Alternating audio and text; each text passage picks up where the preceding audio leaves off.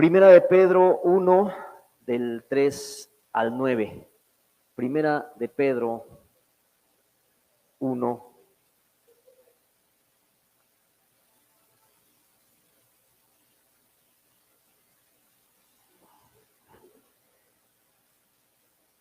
Estamos en la primera carta, una carta muy enriquecedora, muy impresionante, impactante y llena de doctrina y de enseñanza. Así que, bueno, vamos a ubicar el contexto completo para ir recapitulando el mensaje anterior. Pedro, apóstol de Jesucristo, a los expatriados de la dispersión en el Ponto, Galacia, Capadocia, Asia y Bitinia, elegidos según la presciencia de Dios Padre en santificación del Espíritu, para obedecer y ser rociados con la sangre de Jesucristo, gracia y paz os sean multiplicadas. Bendito el Dios y Padre de nuestro Señor Jesucristo, que según su grande misericordia nos hizo renacer para una esperanza viva por la resurrección de Jesucristo de los muertos, para una herencia incorruptible, incontaminada e inmarcesible, reservada en los cielos para vosotros que sois guardados por el poder de Dios mediante la fe para alcanzar la salvación que está preparada para ser manifestada en el tiempo postrero. En lo cual también vosotros os alegráis, aunque ahora por un poco de tiempo, si es necesario, tengáis que ser afligidos en diversas pruebas, para que sometida a prueba vuestra fe, mucho más preciosa que el oro, el cual aunque perecedero se prueba con fuego, sea hallada en alabanza, gloria y honra cuando sea manifestado Jesucristo, a quien amáis sin haberle visto, en quien creyendo, aunque ahora no lo veáis, os alegráis con gozo inefable y glorioso, obteniendo el fin de vuestra fe, que es la salvación de vuestras almas. Amén. Bendita sea la palabra del Señor. Bueno, en este momento, después de saludar y después de... Perdón, me distraje, pero me dio mucho gusto ver aquí a Paola. Hola, Pau, me dio mucho gusto verte. Bueno, continúo. Después de saludar, después de presentarse, el apóstol inicia con una alabanza a la obra de la Trinidad. Y es que la obra de Dios en tu vida es la obra que hizo la Trinidad en ti. Porque Dios pensó en ti, Dios pensó en nosotros.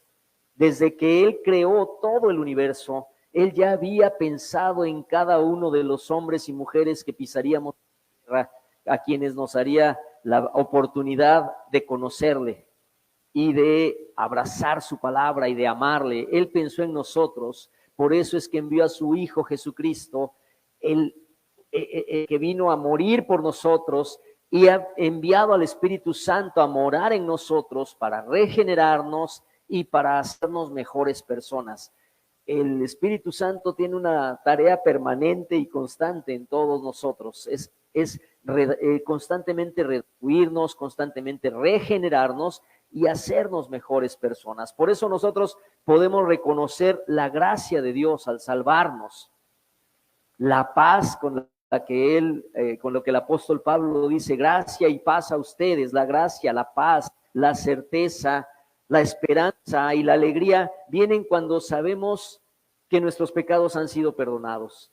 La paz, la alegría, la certeza y la esperanza no vienen porque nosotros podamos tomar un curso de estos de motivación, que nos digan, bueno, respira profundo y vas a sentir tranquilidad. Claro que todo eso está bueno y sirve, pero la verdadera paz viene cuando entendemos que nuestros pecados fueron perdonados, que Dios nos pensó desde la eternidad misma, que el Señor nos creó, que Jesucristo nos salvó y que el Espíritu Santo nos está regenerando constantemente.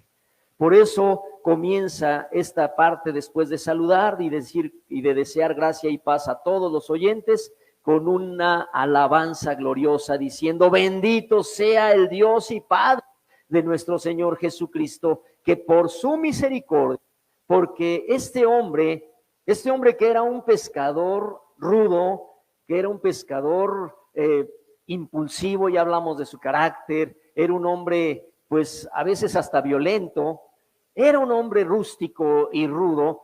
Este hombre reconocía la paz y la gracia a través de la sangre de Jesucristo, porque Jesús mismo le habló de eso, porque Jesucristo mismo les habló a sus discípulos de esto.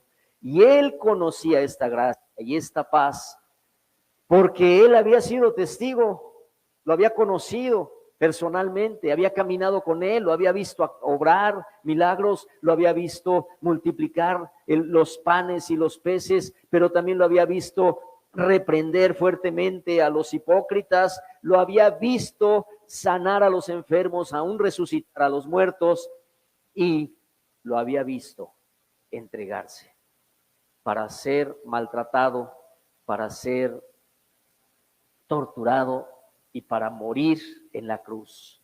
Lo había visto morir. Pero lo más tremendo, por supuesto, fue violento y doloroso y terrible. Cada vez que nos podemos imaginar, como en el video que pusimos la semana pasada, el tremendo dolor de Pedro, de Jesús. Y por supuesto el dolor de los discípulos al verlo morir.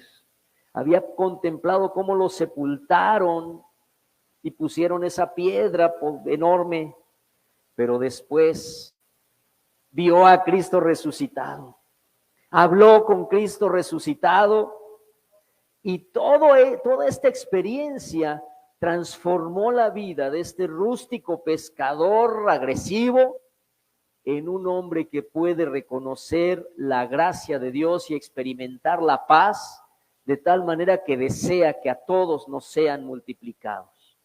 Y entonces da gracias y nos estimula, nos impulsa el Espíritu Santo a través de la carta de Pedro a que nosotros le demos gracias al Padre por su obra de salvación en estos primeros versículos del 3 al 5.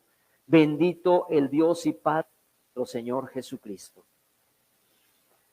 Cuando Pedro, no quiere decir solo Pedro, cuando Marcos, cuando Abdiel, cuando Eduardo, cuando Sergio, cuando cada uno de nosotros consideramos la salvación de Dios, todo lo que podemos hacer es adorar.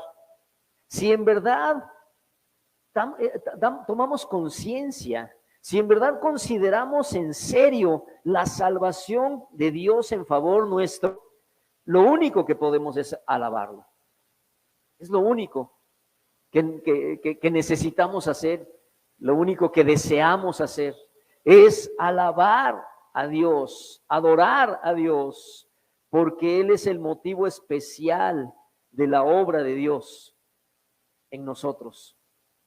Por eso podemos decir, bendito Él, porque según su grande misericordia, no chiquita, no pequeña misericordia, no un poquito de misericordia, sino su gran misericordia. ¿Por qué? Porque la salvación de nuestras almas comienza con la misericordia de Dios.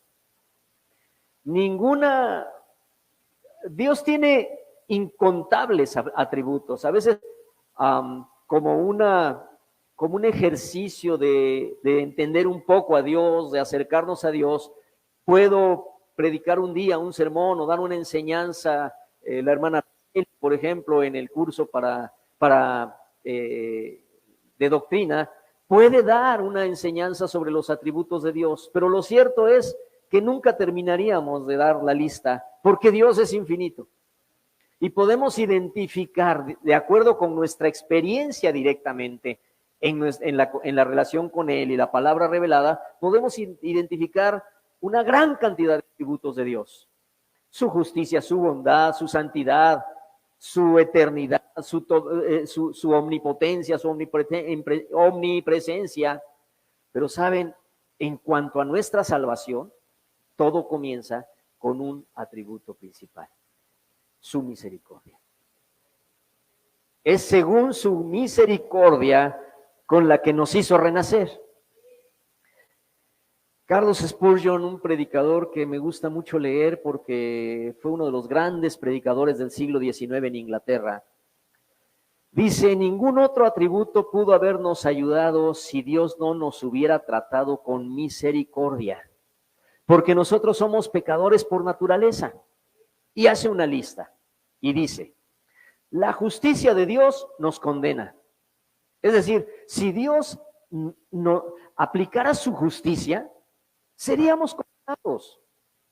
Nosotros, como seres humanos cortos de entendimiento con respecto a Dios, nuestro entendimiento es tan finito comparado con el entendimiento, la sabiduría infinita de Dios. Entonces nosotros muchas veces pedimos justicia y decimos que Dios haga justicia. ¿Y saben qué? Dios nos libró de la justicia. Iba a decir, Dios nos libre. No, Dios nos libró. Porque como dice la lista de Spurgeon, que es una lista muy breve que tomé, dice, la justicia de Dios nos condena. ¿Y ustedes qué opinan? Si Dios hubiese aplicado justicia al pecador y no misericordia, nos condena. La santidad de Dios nos desaprueba. ¿Pasaríamos la prueba nosotros ante la santidad de Dios? La justicia nos condena, la santidad nos desaprueba. Su poder nos aplasta. Moisés tuvo un atrevimiento tremendo diciendo, quiero ver tu gloria, Señor, quiero verte cara a cara. Y Dios le dijo, no podrías porque en ese momento caerías fulminado. Y le dio un permisito. Dijo, mira, métete en esa cueva, volteate de espaldas. Me imagino, era la orden. Métete en esa cueva y volteate de espaldas. Y yo voy a pasar desde lejos y un poco de mi gloria la vas a percibir. Y fue tan impactante el poder, la presencia de Dios, que cuando Moisés bajó, dice la Biblia que cuando él bajó de nuevo con el pueblo, nadie lo podía ver porque deslumbraba por haber apenas tenido un atisbo. Entonces, el poder de Dios nos aplastaría. La verdad, hablando de los atributos de Dios, la verdad confirma que no cumplimos la ley. Entonces, otra vez, de no ser por su misericordia, la justicia nos condena, la santidad nos desaprueba, su poder nos aplastaría, la verdad confirma que no cumplimos la ley, y es por eso que la misericordia de Dios es que tenemos esperanza, y es por eso que es por su misericordia, solamente por su misericordia. Y dice ahí, bendito Dios, que según su grande misericordia nos hizo renacer. Por su grande misericordia nos hizo renacer para una esperanza viva. Y esto de que nos hizo renacer para una esperanza viva tiene que ver con la acción del Espíritu Santo regenerándonos. Su misericordia nos ha salvado y el Espíritu Santo nos regenera. Cuando una persona se arrepiente de vivir apartada de Dios y le entrega su vida a Jesucristo, no solamente recibe el perdón de los pecados y la salvación, ¿de qué nos salva? De la muerte eterna, nos salva del infierno. El infierno, yo sé que es un lugar nada popular predicar sobre el infierno, pero el infierno existe y el infierno es real. Y si nosotros hemos sido salvos, somos salvos del infierno precisamente. Nos ha salvado de ir al infierno y nos ha dado vida eterna. Entonces, cuando una persona se arrepiente, no solamente es salvada de ir al infierno, sino que además es una nueva criatura. Acompáñenme a 2 Corintios 5:17, por favor.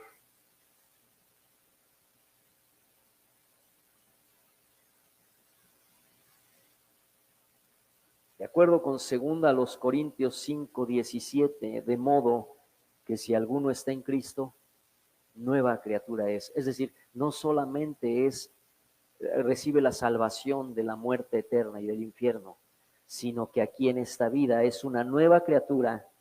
Las cosas viejas pasaron y aquí todas son hechas nuevas. De manera que por la obra del Espíritu Santo somos regenerados y somos hechos nuevas criaturas. Somos nacidos de nuevo para una esperanza viva. Yo sé que antes de conocer a Jesucristo y entregarnos a Él, seguramente también teníamos muchas esperanzas. Todo ser humano tiene esperanzas. Pero todas las esperanzas, por maravillosas y admirables inclusive que sean, todas las obras grandes que cualquier ser humano haya hecho a lo largo de una vida brillante, si no ha sido salvo por la gracia de Jesucristo, sus obras son aquí nada más, aquí se quedan. Su esperanza es una esperanza que al final de cuentas es una esperanza muerta, porque puede hacer grandes cosas, pero al final no trasciende para vida eterna. Igual pueden trascender aquí en la tierra, pero no trasciende para su propia vida. En cambio, somos nacidos de nuevo a una esperanza viva, que el Señor nos tiene. ¿Cuál es la esperanza? Que el Señor nos tiene reservada una esperanza maravillosa, una vida en los cielos con Él. Esa es la esperanza viva, que aquí en esta tierra somos nuevas criaturas y que tenemos la esperanza viva de que estaremos para siempre con Él en una eterna vida con Jesucristo, quien el Señor Jesucristo conquistó esa vida eterna mediante su resurrección. Fue mediante la resurrección que Jesucristo conquistó para nosotros la vida eterna. Entonces, la esperanza vive porque está puesta en el hecho de la resurrección. Por eso Pedro llega al punto tan culminante de decir: bendito sea el Dios y Padre de nuestro Señor Jesucristo, que nos hizo renacer para una esperanza viva, porque por la resurrección de Jesucristo nosotros tenemos, dice aquí, una herencia incorruptible, versículo 4. Y esa herencia incorruptible, ¿por qué es incorruptible? Bueno, porque nada la puede cambiar ni deteriorar. Es una herencia incontaminada, totalmente pura. Es una herencia que nada la puede ensuciar, es pura, es incontaminada. Y además dice inmarcesible. ¿Qué es eso de inmarcesible? Que no se mancha, más bien que no se mancha, nada la mancha. Ni siquiera, fíjense, ni siquiera nuestra propia naturaleza inconstante puede manchar la herencia incorruptible que nosotros nos da. Nosotros tenemos una naturaleza inconstante, una naturaleza débil, pero ni aún nuestra propia naturaleza débil, ni aún nuestros fracasos pueden contaminar la herencia incorruptible que Dios nos ha dado. Por ejemplo, podemos ver aquí un gran contraste con relación a las herencias terrenales. A cualquiera de nosotros nos gustaría que de pronto nos llegara gracias hermano, que nos llegara una llamada telefónica de un abogado y nos dijera, de un notario, ¿verdad? ¿A quién no le gustaría que le llegara una llamada del notario y le dijera: preséntate mañana porque tienes una herencia de un tío que ni te acuerdas de su existencia o ni sabías que existía? A ver, díganme, ¿quién de ustedes diría: no, ¿qué cree? No puedo ir mañana. Oye, pero es que te dejaron $4 millones. Oh, lo siento mucho, pero mañana me toca hacer qué hacer.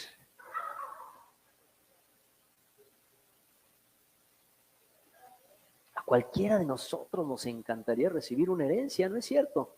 Pero miren el contraste tan tremendo. La herencia, versículo 4, es incorruptible, incontaminada, inmarcesible, reservada en los cielos para nosotros. ¿Cómo es una herencia en la tierra? Bueno, una herencia en este mundo, para empezar, se paga para recibirla. ¿Sabían eso? Recibes una herencia, pero tienes que pagar impuestos, pero tienes que pagar por la adquisición y tienes que pagarle al abogado que te represente. Igual le pagas pues con lo de la herencia, ¿verdad? Pero por lo pronto tienes que pagar por ella. Número 2, se debe cuidar. No cuidas la herencia. ¿Cuánta gente ha recibido herencias y en pocos años se la dilapida y está en la calle. Si no se cuida, si no se administra, se pierde porque no es eterna. Entonces, la herencia de la tierra sí es corruptible, sí es contaminada y sí se puede perder. Y está hablando, hermanos, ¿podemos nosotros de pronto hacer la lectura de estos pasajes y de pronto irnos un poquito en la imaginación, como si se tratara de un lenguaje poético? Pero para poder entender un poco más lo que Pedro está diciendo respecto a bendito sea el Dios y Padre de nuestro Señor Jesucristo, que por su misericordia nos hizo renacer a una esperanza viva por la resurrección de Jesucristo de los muertos, para él una herencia incorruptible, incontaminada, inmarcesible, reservada en los cielos para vosotros. No es lenguaje poético, y nos ayudaría mucho comprender mejor que no es un lenguaje poético si tratamos de entender este versículo a la luz de que Pedro estaba pensando en los judíos cristianos de su momento, de su tiempo histórico, judíos cristianos que habían sufrido persecución, habían sido destituidos de sus heredades, confiscación de bienes, y habían tenido o estaban teniendo grandes dificultades por causa de su fe. Entonces estas palabras toman un sentido diferente, ¿no les parece? Como que cobran un mejor sentido. No está hablando en lenguaje poético a un grupo de cristianos de un domingo en la mañana cómodamente sentados. Está hablando a un grupo de judíos que algunos de sus familiares han sido ya martirizados en el Coliseo. Algunos de sus familiares y amigos han sido destrozados por los leones. Y está hablando entonces a este grupo diciéndoles que tenemos esperanza, y es una esperanza viva. Porque ante la persecución y el sufrimiento, la esperanza estaba en riesgo de morirse, de acabarse, de apagarse. Por eso los anima recordándoles que les espera una herencia muchísimo mayor que la que les hubieran quitado. Y aquellos que ya fueron martirizados han recibido ya esa herencia que es imperecedera, que es indestructible y que ningún enemigo se las puede arrebatar. Por eso les está hablando de esperanza viva.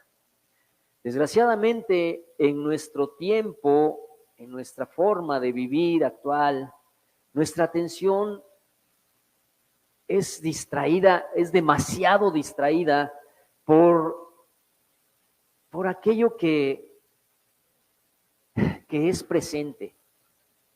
En lugar de mirar hacia el futuro, nuestra atención está demasiado concentrada en el presente.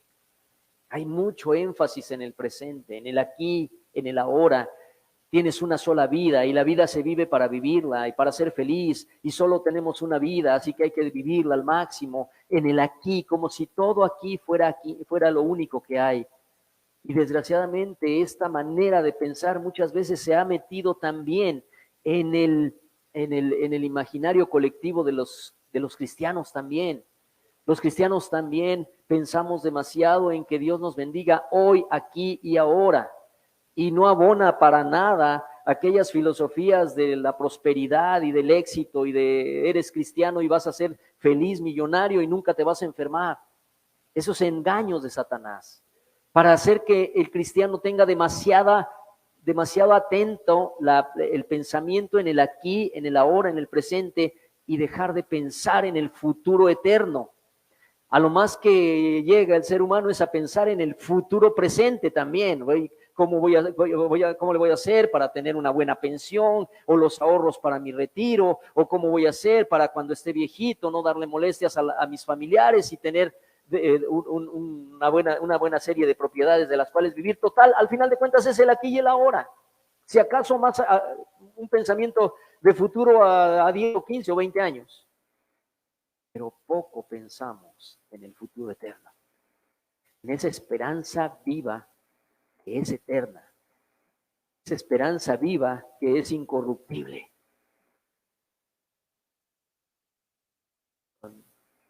Cuando Pedro habla de esa esperanza, en realidad, fíjense que nos recuerda que tenemos una herencia en los cielos. Y dense cuenta que no la describe esa herencia. No dice cómo es. Todo lo que dice es lo que no es. No es corruptible, no se puede manchar, no se puede perder. Dice lo que no es, pero no dice lo que es. Como que me faltó que dijera lo que es. Pero tengo la impresión que lo que dice lo que no es, porque en realidad nuestra herencia es algo demasiado grandioso para poder ser descrito con palabras humanas. Es demasiado para que las palabras humanas la puedan describir. Así es nuestra esperanza.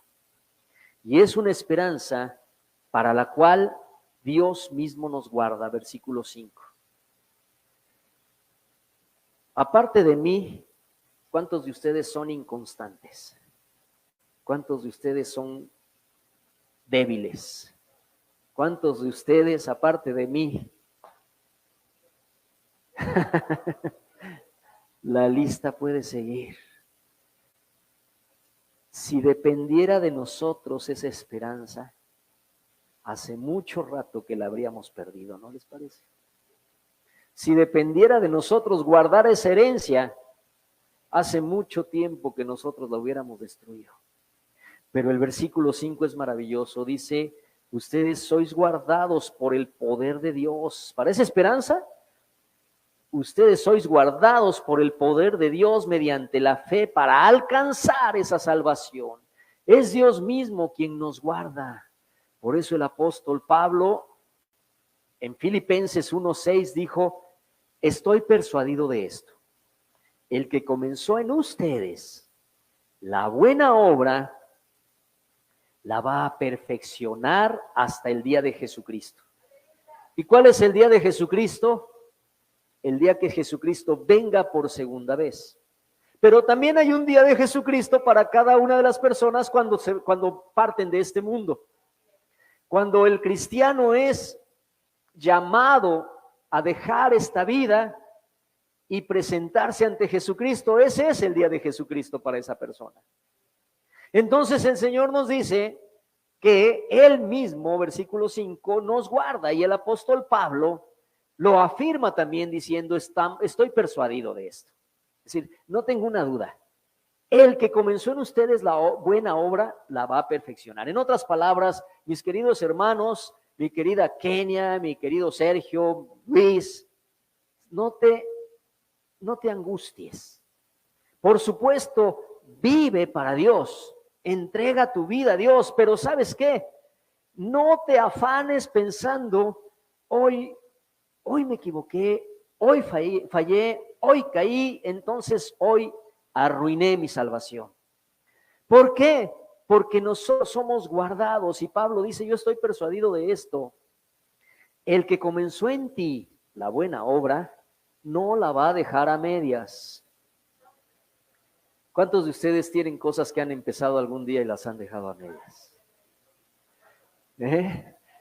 Por ahí hay alguna afición de pintura, por ejemplo, y un buen día compras el caballete, compras tu lienzo, tus pinturas y empiezas tu obra. Y empiezas a ponerle y te empieza a gustar, pero por alguna razón, unos años más tarde vas al armario ese y dices, ay, sí es cierto, sí hace unos años yo quería terminar mi curso de pintura, no llegué más que al primer trimestre. ¿Verdad que sí? Se me ocurrió pintura ahorita, ¿verdad? Pero ¿cuántas obras quedan a medias? ¿Cuántas obras quedan inconclusas? Pero el Señor no es como nosotros. Él no deja a medias ninguna obra. Así que si alguno de nosotros sentimos que todavía falta un rato, bienvenidos al club, todavía falta un rato. Disculpe las molestias que esta obra le ocasiona. Dios todavía no ha terminado su obra en mí. Pero dice el apóstol Pablo, el que comenzó en ustedes la buena obra, la va a perfeccionar hasta el día de Jesucristo. Y dice Pedro, ustedes sois guardados por el poder de Dios mediante la fe para alcanzar la salvación que está preparada para ser manifestada en el tiempo postrero. A mí me da mucha tristeza. Los católicos, hay católicos muy fervientes, pero me da mucha tristeza cuando platico con un católico ferviente y le pregunto, ¿tú estás seguro de que irás al cielo el día que mueras? Y la única respuesta que siempre he escuchado es que dicen, pues tengo una esperanza de que ojalá que sí. Siempre dicen eso, ojalá que sí. ¿Y por qué? Bueno, pues porque ojalá que logre hacer suficientes buenas obras para ganarme el cielo. Oye, pero Jesucristo, sí, pero pues ojalá, no sé.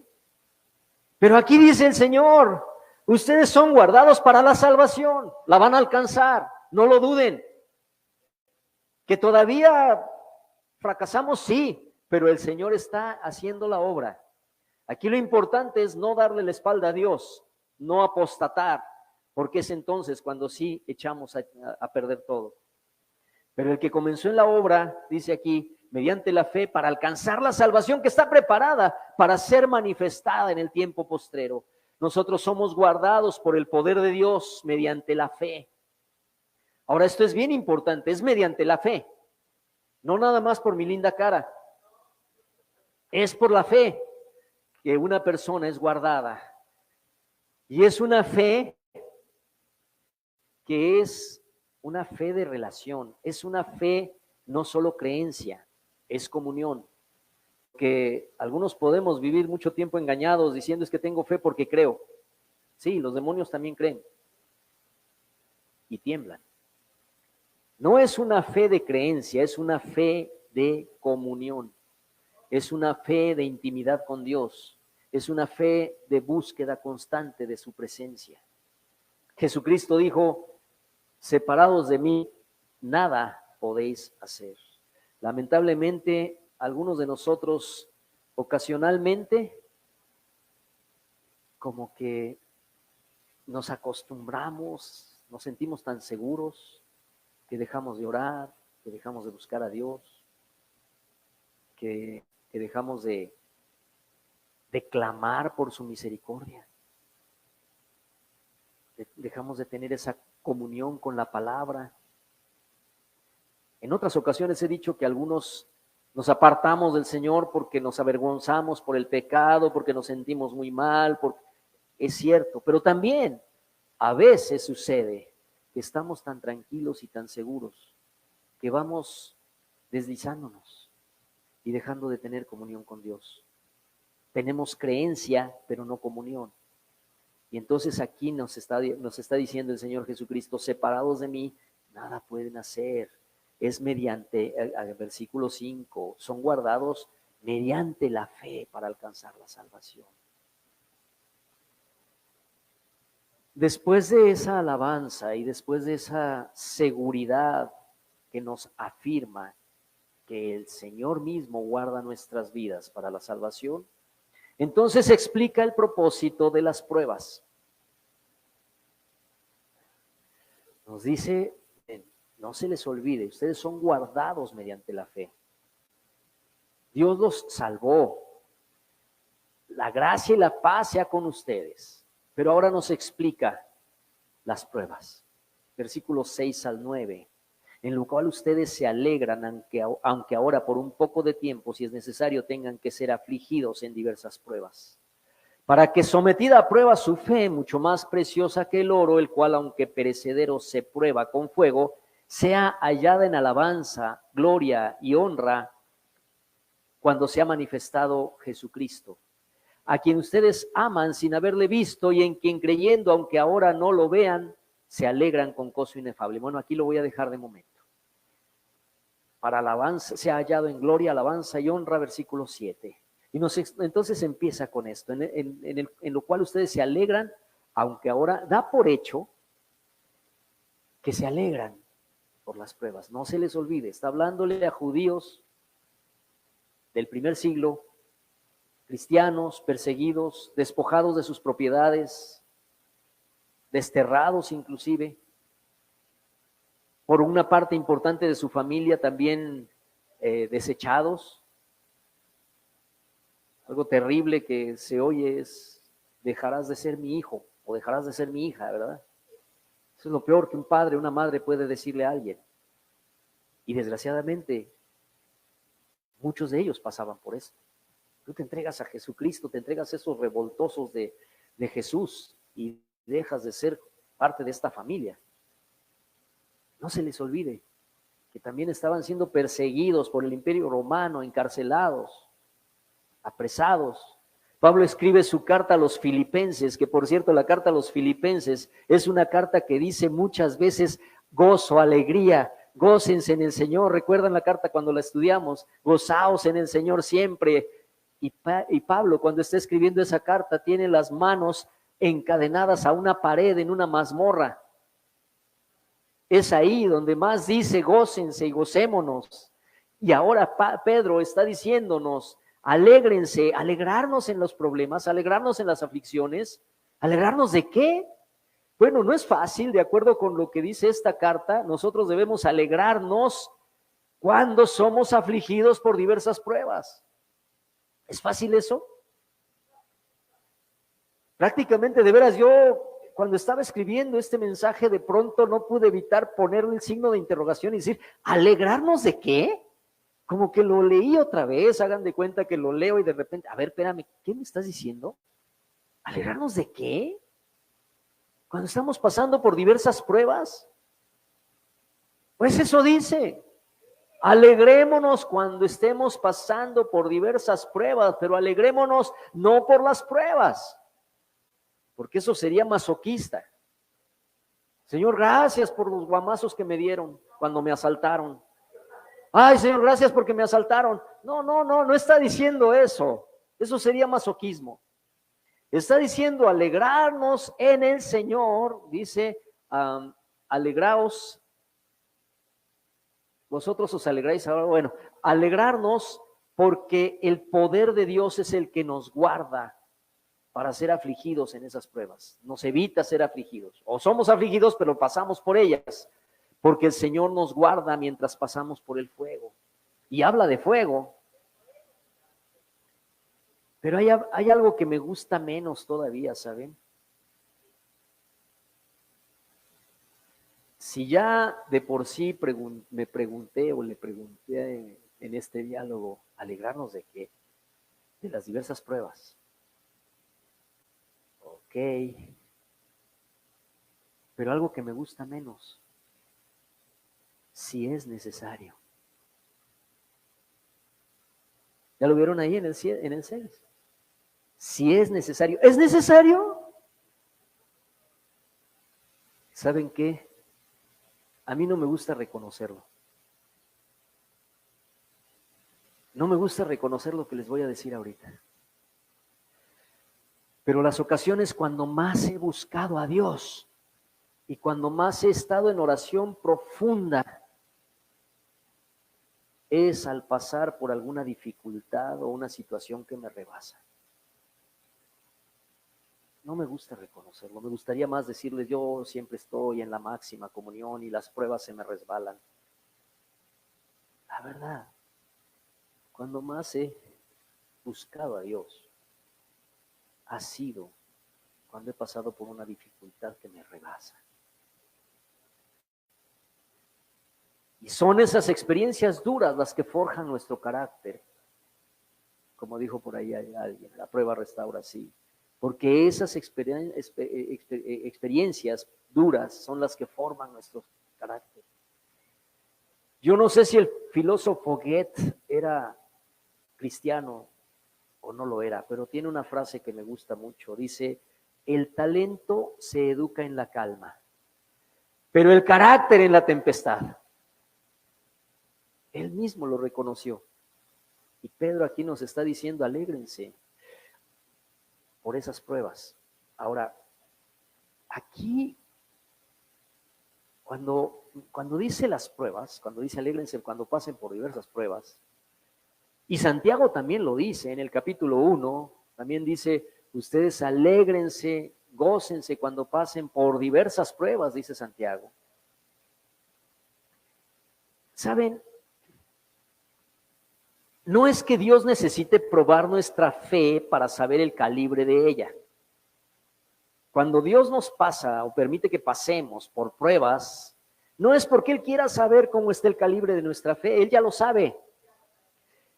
Nuestra fe es probada porque nosotros mismos no sabemos cuánta fe y de qué tipo tenemos.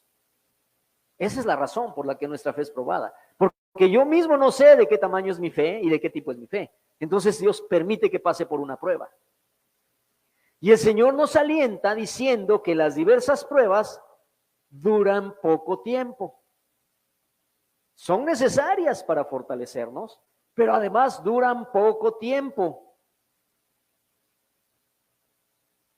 Ahora, quien no cree en Jesucristo y no tiene esperanza de vida eterna, piensa que todo lo que tiene es en el aquí y ahora, como dije hace rato.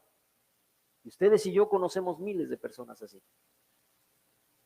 Que al no creer en Jesucristo se piensa que todo es aquí y ahora, que lo único que quieren es vivir libres de problemas, que la felicidad es la única aspiración, que si vivimos en la vida se vive una vez solamente y hay que ser feliz, libres de problemas, de dificultades y de sufrimientos.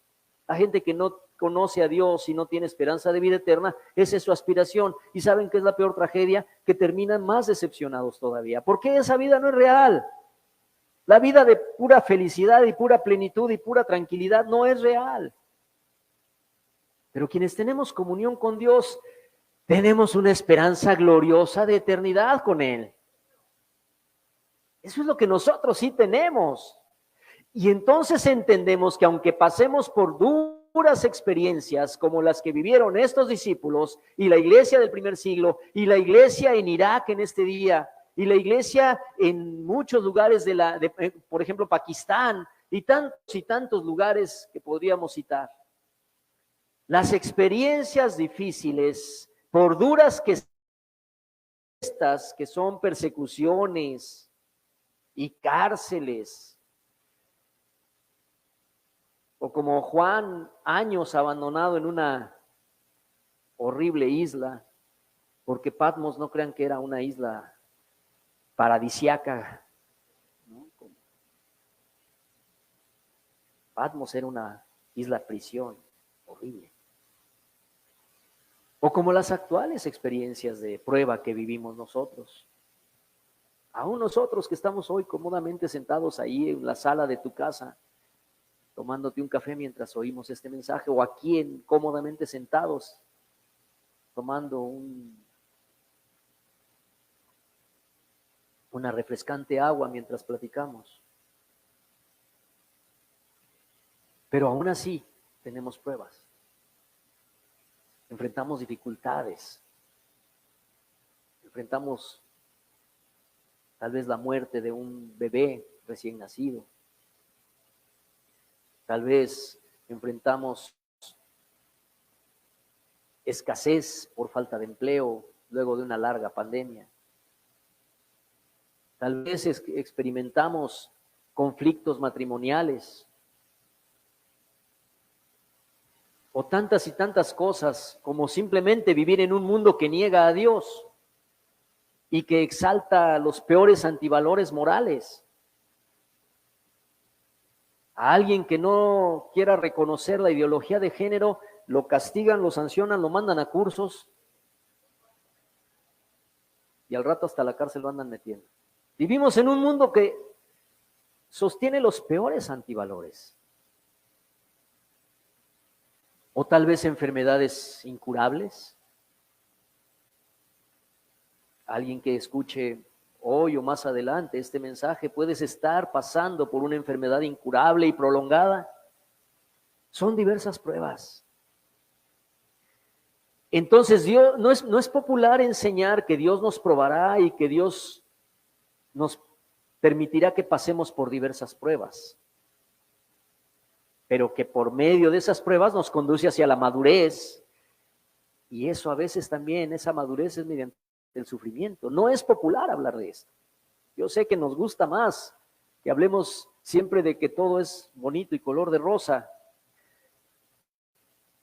Las personas preferimos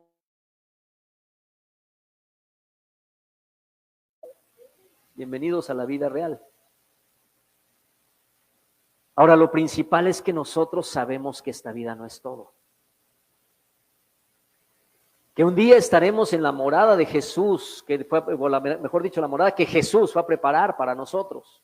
Un día estaremos ahí, viviendo con Él por toda la eternidad. Así que diversas pruebas que dice aquí por un poco de tiempo, alguien podría reaccionar y decir, pero es que no es un poco de tiempo, es que yo ya llevo con este cáncer 2 años, o mi familiar murió de cáncer después de 5 años de sufrimiento, no fue poco tiempo.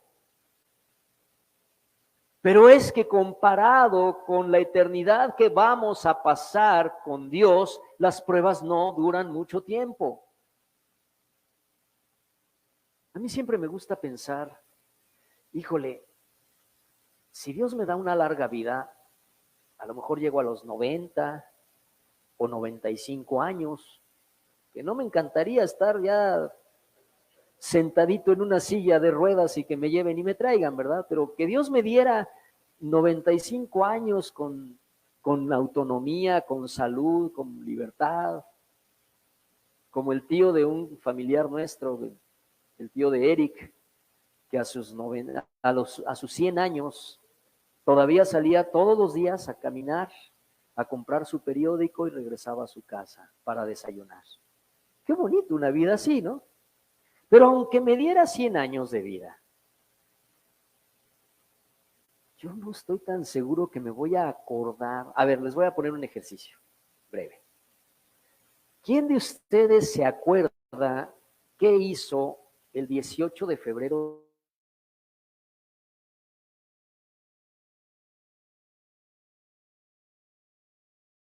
Muy bonito, a lo mejor la pasaste padrísimo, a lo mejor disfrutaste algo, en una de esas era domingo o sábado y fuiste a un balneario o a la playa, no lo sé, pero ¿te acuerdas?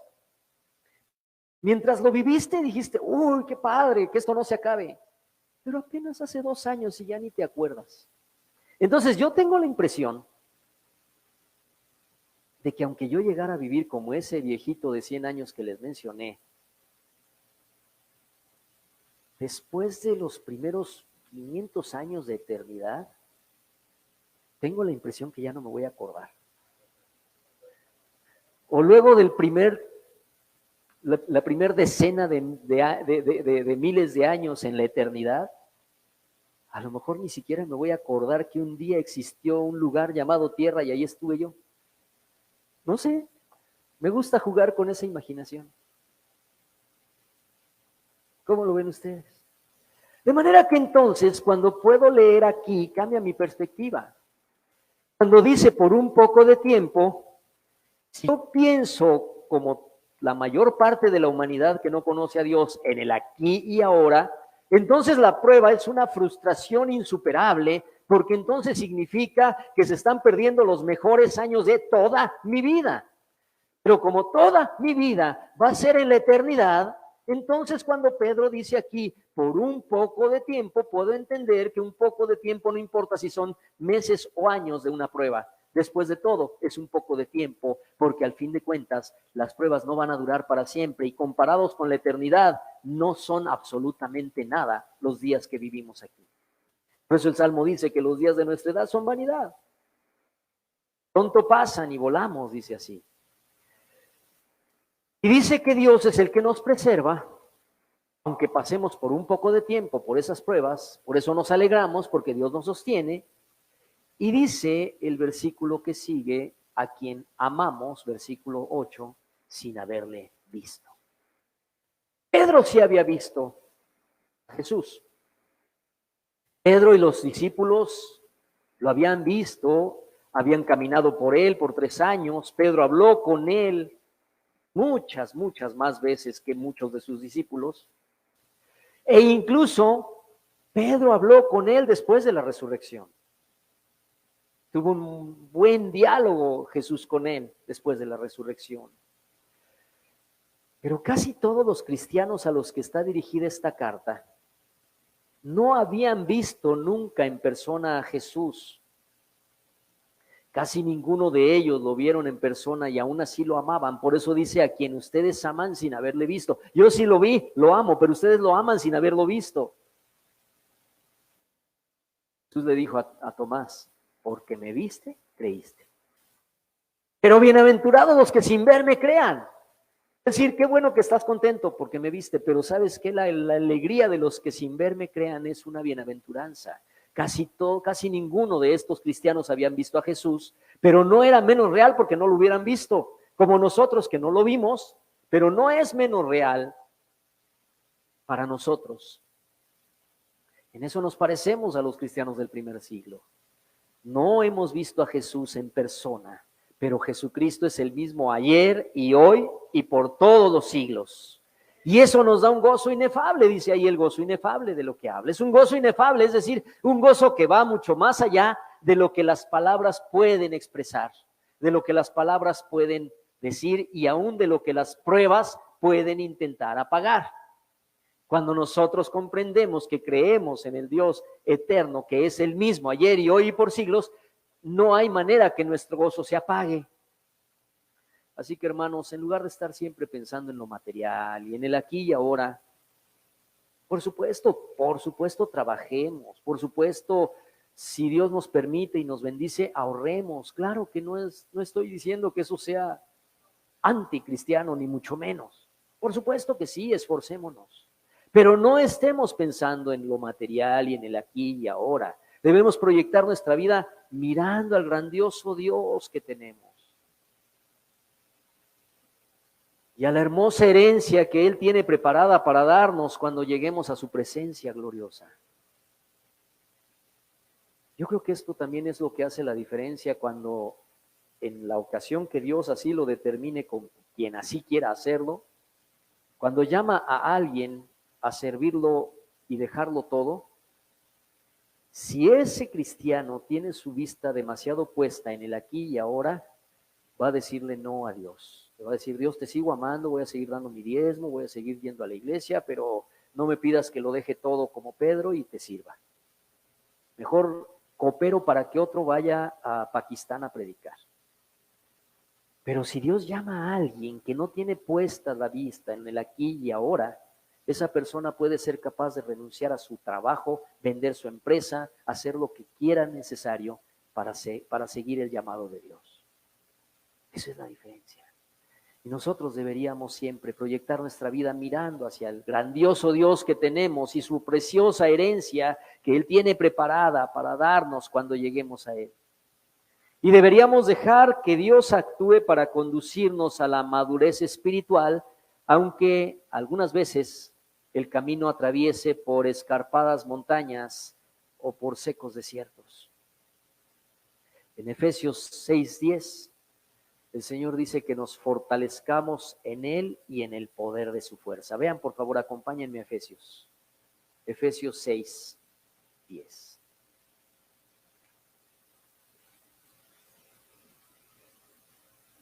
Por lo demás, hermanos míos, fortaleceos en el Señor y en el poder de su fuerza. Y después de decir eso, por eso quise que lo abrieran, no lo voy a leer, pero véanlo ahí. Entonces enseguida nos manda vestirnos con toda la armadura de Dios para que le podamos hacer frente a los ataques del diablo y a sus huestes espirituales de maldad. Ahora, los soldados no se entrenan caminando por bonitos bosques, como la Caperucita, ¿verdad? Imagínense ustedes unos soldados de cualquier ejército del mundo con su equipo militar caminando como la Caperucita Roja en un bosque de verano. Tampoco sentado comiendo un cóctel de camarones en la playa. ¿Cómo se entrenan los soldados? Los soldados se entrenan, y peor los de las fuerzas especiales, se entrenan en duras pruebas, en situaciones críticas, en situaciones extremas. Yo en una ocasión tuve la oportunidad de platicar con un militar de fuerzas especiales en aquellos años, y me platicó un poco de la manera como era el entrenamiento, y verdaderamente era terrible, terrible. Los cristianos, hermanos, también somos militares de las fuerzas especiales de Dios en el mundo. Porque somos aún más, porque ellos luchan contra carne y sangre, pero nosotros no luchamos contra carne y sangre, sino contra principados demoníacos, contra huestes de demonios. Entonces no lo tomemos a la ligera. Cuando el Señor dice fortalezcanse en el Señor y en el poder de su fuerza, y luego nos dice que nos pongamos la armadura de Dios, es que nos está diciendo porque las pruebas no son fáciles. Algunos romantizan mucho esto de la armadura de Dios y entonces lo toman como un rezo y dicen, yo en el nombre de Jesús me pongo el yelmo y me pongo el escudo y me pongo la armadura y me pongo los zapatos. No se trata de eso, se trata de entender que tenemos una guerra verdadera por nuestras almas y por las almas del mundo perdido, que estamos en una guerra por ganar las almas para Cristo, que estamos en una guerra por preservar a nuestra familia de las acechanzas del diablo. Versículo 7, y una vez sometida a prueba nuestra fe, que es mucho más precioso que el oro. Me gusta cómo lo dice la Nueva Traducción Viviente. El versículo 7 en la Nueva Traducción Viviente dice, estas pruebas demostrarán que su fe es auténtica. Está siendo probada de la misma manera que el fuego se purifica en oro. Aunque la fe de ustedes es mucho más preciosa que el mismo oro. Entonces su fe, al permanecer firme en tantas pruebas, les traerá mucha alabanza y gloria y honra en el día que Jesucristo se ha revelado a todo el mundo. Cuando nosotros pasamos por las pruebas, cuando nosotros en comunión con Dios y en fe soportamos la prueba y nos alegramos en ella, cuando el Señor Jesucristo venga, recibiremos alabanza, fíjense.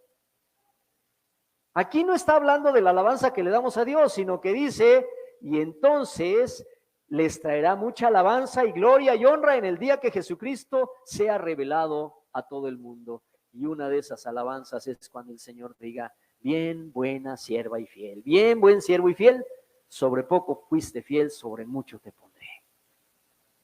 O alabanza y gloria y honra como la que recibió Job de parte de Dios cuando el diablo vino y le dijo, ya vengo de recorrer el mundo, y le dice, pero ya viste a mi siervo Job, que no se dobla.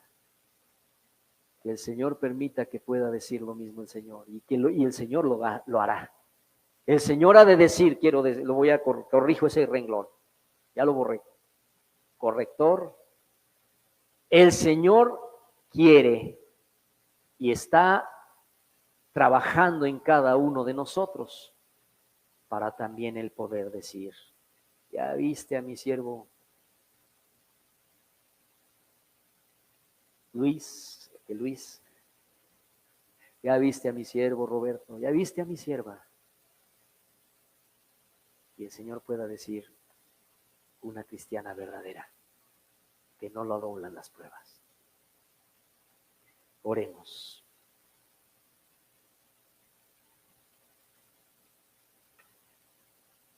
Padre de misericordia, gracias.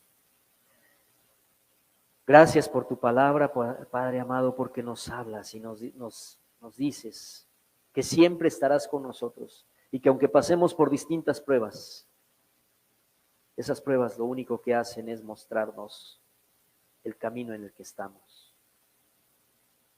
Esas pruebas sirven para que nuestra fe también nosotros la podamos identificar y pedirte, Señor, una vez más, aumenta nuestra fe, fortalece nuestro carácter, obra en nosotros, Señor. Rogamos, amado Dios, que hagas tu obra en nosotros y la sigas perfeccionando. Y perdónanos, Señor, cuando hemos sido el estorbo para tu obra. Perdónanos, Señor, cuando a veces te hemos atrasado quizás en hacer tu obra, porque al final de cuentas la vas a hacer, Señor. Pero perdónanos cuando no hemos sido colaboradores tuyos, al quejarnos, a veces incluso al renegar. Perdónanos y sigue siendo tu obra en nosotros. Gracias por la esperanza viva. Gracias por la esperanza gloriosa. Gracias, amado Dios. En el nombre de Jesús te bendecimos. Amén. Amén. Aleluya.